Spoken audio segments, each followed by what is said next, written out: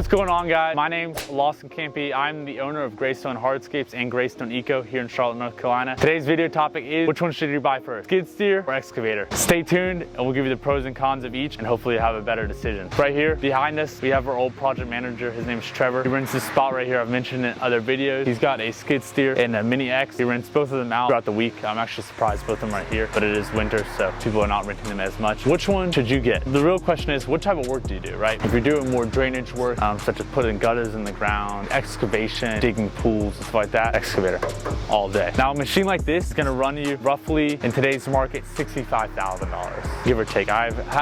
We do not own a mini excavator. We rent ours from Trevor if we ever need it because we don't use it a lot. And I don't think my guys have run one this year. Then you have a skid steer, which is, to me, a more go-to in the industry if you have the access for it, obviously. And this is good, obviously, for moving dirt. Still will excavate for a patio. You know, you're only digging 4 to 8 inches down, depending on your area, unless you're up north and you might be digging like 2 feet to get below the frost line. But in our area, you know, we're digging an average of 8 inches down to be able to haul the dirt from the backyard to the front yard, or keep it in the backyard and grade it out and stuff like that. A skid steer of mini or big, this is a big skid steer, and then you've got a mini skid steer like a 1550 that we run. Both great machines. They both do the same thing. They dig down in the ground. They move materials from the backyard to the street and to the street to the backyard. They get the job done for us. And like I said earlier in the video, it really depends what type of jobs you're doing. This is great for moving materials. If you're doing grading work, any sort of hauling materials, you know, gravel and stuff like that, anything really where you're moving materials is the biggest thing, because the bucket on this is a lot larger. The skid steer is definitely the way to go. So I know we're keeping these videos short and sweet.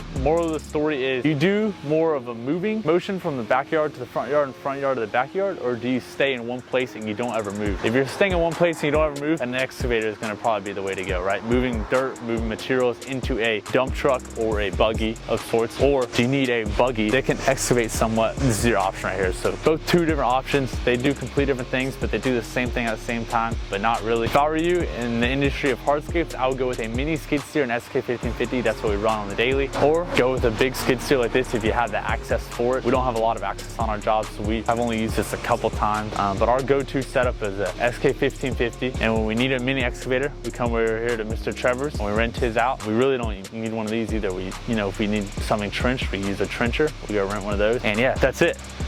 Hope you guys enjoyed today's video. Do not forget to like and subscribe. We're so close to 2,000 subscribers. Next year, I guarantee you we'll hit 10,000 subscribers. Stay tuned. Hop on the train early before it's too late. And we'll see you in tomorrow's video.